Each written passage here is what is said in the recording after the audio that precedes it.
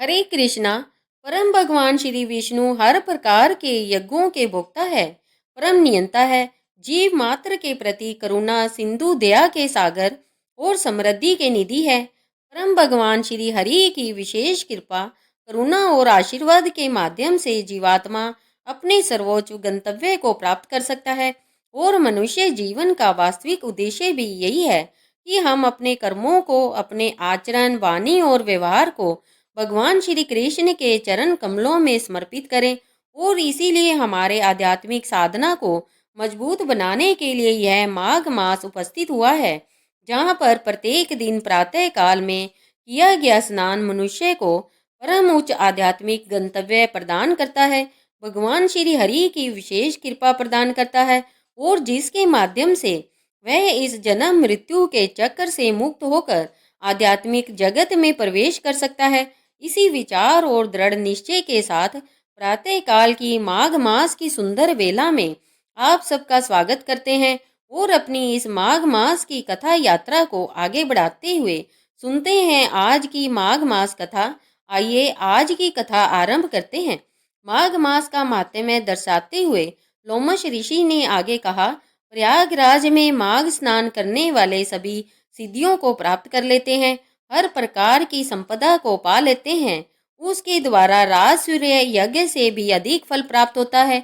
और इसीलिए हे विप्रवर, इससे जुड़ा हुआ एक पौराणिक इतिहास है, अब वह सुनो। एक समय अवंती नगर में वीरसेन नामक राजा हो गए। उन्होंने नर्मदा के तट पर एक विशाल राज सूर्य यज्ञ किया था। तत्पश्चात उन्होंने 16 अश्वमेघ यज्ञ किए थे। उन्होंने बहुत सारा सोना और अन्न दान में दिया। उन्होंने सहस्त्रों गायों और ब्राह्मणों को दान दक्षिणा देकर प्रसन्न किया था। उन्हीं के राज्य में समस्त धर्मों से त्यागा हुआ भद्रकी नामक एक मूर्ख और दुराचारी ब्राह्मण रहता था।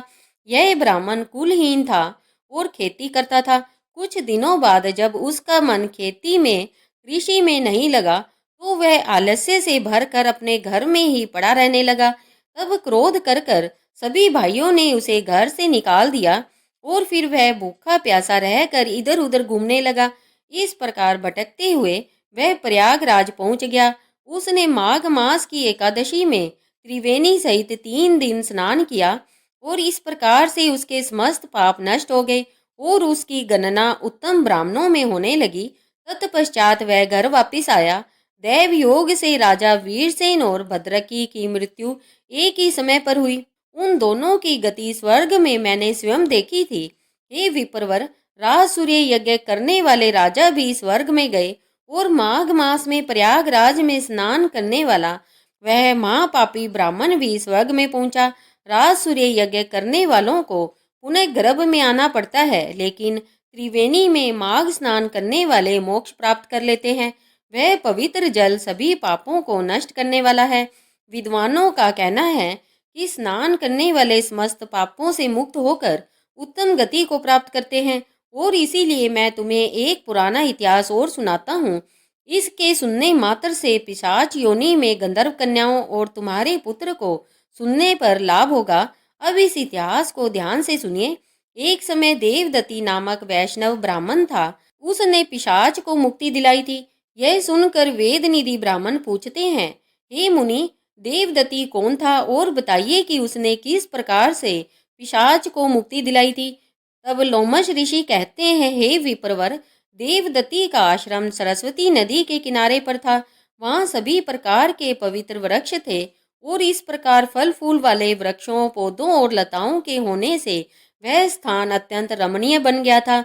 सुंदर कुंजों के होने से आश्रम के आसपास सदैव सुंदर पक्षी मंडराते रहते थे। छोटे छोटे पशु घूमते थे। वहाँ का वातावरण परम शांत और मनोहर था। देवदत्ती के पिता ने उग्र तपस्या के द्वारा भगवान विष्णु को प्रसन्न कर कर इस पुत्र को वरदान में प्राप्त किया था। देवदत्ती परम धर्मात्मा और श्रेष्ठ ब्राह्मण था। वह नियम पूर्वक गर्मी में तपते हुए सूरज की ओर नेत्र कर कर पंच अग्नियों को प्रज्वलित कर कर तपस्या करता था। मूसलाधार वर्षा के समय बाहर खुले स्थल में पड़ने वाली कड़कड़ाती बिजलियों के बीच में तपस्या करता। पौष मास में कड़कड़ाती शीत में सरस्वती सरोवर के शीत जल में तपस्या करता रहता था। वह परम तपस्वी था। उनका समय हरि आराधना, अग्निहोत्र, अतिथि सेवा और तपस्या में ही व्यतीत होता था। वह वेद ज्ञानी अपने आप टूट कर गिरे हुए फलों को बिन कर ही आहार करता। इस प्रकार उसका शरीर कमजोर हो गया था और इस प्रकार सहस्त्रों वर्ष व्यतीत हो गए। उस तपस्वी के प्रभाव से वह पर्वत तेज से चमकने लगा। उसके तप तेज को सहने की शक्ति किसी में नहीं थी। उसके प्रसाद से वन के सभी जीवों ने स्वाभाविक वैर त्याग दिया था। वह ब्राह्मण तीनों समय नियम पूर्वक नारायण का पूजन करता, हरि चरणों में ध्यान लगाकर सहस्त्रों सुगंध पूर्ण खिले हुए कमल वेद मंत्रों का पाठ करता और भगवान विष्णु के चरणों में अर्पित करता। इन समस्त कर्मों के द्वारा वह भगवान विष्णु को प्रसन्न करता। मैं ऋषि दधीची के वरदान के कारण वह वैष्णव हुआ था।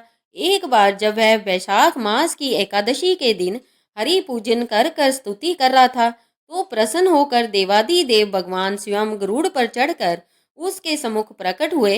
मेघ के समान नीलकांतधारी चतुर्भुज विशाल नेत्र समस्त अलंकारों से विभूषित भगवान विष्णु को अपने सामने खड़ा देखकर उस ब्राह्मण के नेत्रों में अश्रु आ गए।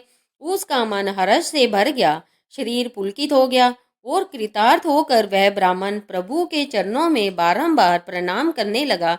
इस प्रकार उसे देखकर भगवान श्री हरि ने कहा, हे देवदत्ती, तुम मेरे परम भक्त हो।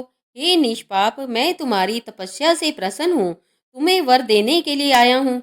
जो भी चाहिए मांग लो। भगवान के ऐसे वचन सुनकर उस ब्राह्मण ने कहा, हे प्रभु, आपके दर्शन से अधिक कोई वरदान नहीं है। योगी भक्त और ज्ञानी आपके दर्शन की ही कामना करते हैं। आपके दर्शन मात्र से प्राणी के समस्त बंधन मुक्त हो जाते हैं। जब मुझे आपके दर्शन प्राप्त हो गए हैं, तो अब और क्या ही वर मांगूं। हे स्वामी, यदि आप मुझ पर प्रसन्न हैं और वर देना ही चाहते हैं, तो अपनी अविचल भक्ति दीजिए। एवं मस्तु कहकर भगवान ने कहा, ठीक है, ऐसा ही होगा। तुम्हारी भक्ति में कोई विघ्न नहीं आएगा। तुम्हारी इस पवित्र कथा का जो कोई भी श्रवण करेगा या फिर इसका पाठन करेगा, उसे मेरी भक्ति प्राप्त होगी। उसके धर्म, कार्य और सभी इच्छाएं पूर्ण होंगे। और इतना कहकर भगवान विष्णु वहां से अंतर्ध्यान हो गए और देवदत्ती उसी समय से भगवान नारायण के ध्यान में लिप्त हो जाते हैं। और इस प्रकार लोमश ऋषि ने देवदत्ती ब्राह्मण की इस सुंदर कथा को कह सुनाया। और तत्पश्चात लोमश ऋषि उस स्त्रोत के बारे में बताते हैं जिसका स्तवन कर कर देवदत्ती ब्राह्मण ने भगवान विष्णु को प्रसन्न किया था। क्या आप जानना चाहते हैं वह स्त्रोत कौन सा था? तो प्रतीक्षा कीजिए माघ मास की इस कथा श्रृंखला में आने वाली अगली कड़ी की, यानी कल प्रातः काल में। आशा है माघ मास की यह सुंदर पौराणिक कथाएं आपको अच्छी लग रही होगी और इसका श्रवण कर कर आप अपने माघ मास को सफल बना रहे होंगे। प्रातःकालीन स्नान द्वारा, दान द्वारा, तपस्या और जप द्वारा और इन कथाओं के श्रवण द्वारा। अब हम आपसे मिलेंगे इसी कथा श्रृंखला की अगली कड़ी में कल प्रातःकालीन आपके अपने चैनल त्योहार गाइड पर। इस कथा श्रृंखला की अगली कड़ी को सुनने के लिए अगर अभी तक आपने अपने चैनल त्योहार गाइड को सब्सक्राइब नहीं किया है, तो अपने चैनल त्योहार गाइड को सब्सक्राइब कर लीजिएगा और नोटिफिकेशन ऑन कीजिए ताकि इस कथा श्रृंखला की अगली कड़ी आप सुन सके।